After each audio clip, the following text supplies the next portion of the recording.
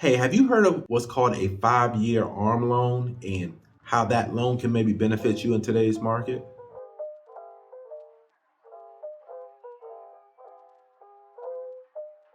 My name's Corey Lancaster. I'm with the Lancaster team of XRI Realty, bringing you another episode of Real Estate Talk.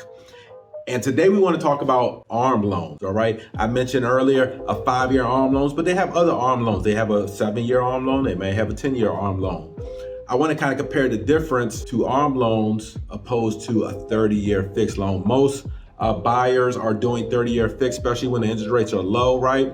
You want to have that interest rate locked in for 30 years. So we've been in a market where interest rates have been extremely low.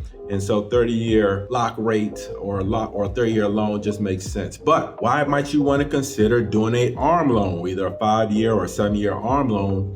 Well, the number one reason is with today's interest rates being so high in the fives, ARM loans typically will have lower interest rates associated with them. So you say, well, that's great, Corey. What's the catch? What's the catch, right?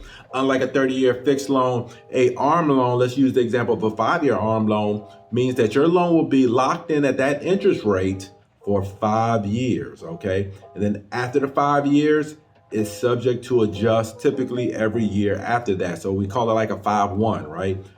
Fixed for 5 years, then it can adjust every 1 year thereafter. But listen, it is somewhat of a risk. You just need to know what's the pros and the cons to it. The pro is if you expect interest rates to go down in the next 5 years, right? After your 5 years, you're probably going to refinance into a lower rate anyway. Or if you're not planning on staying in that home more than 5 years, then you plan on selling it within the 5 years. Well, it doesn't really matter if it adjusts because you're going to be selling it anyway after the 5 years. So take advantage of the lower interest rates.